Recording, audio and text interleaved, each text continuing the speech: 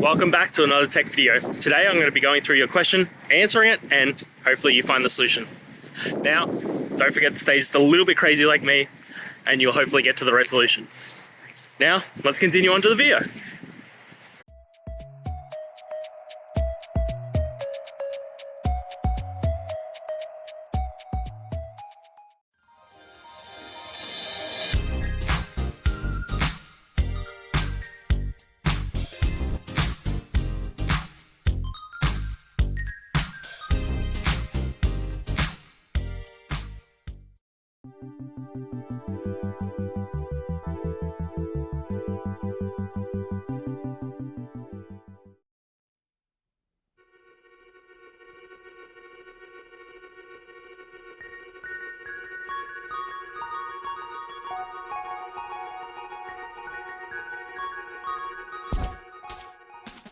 And that's it.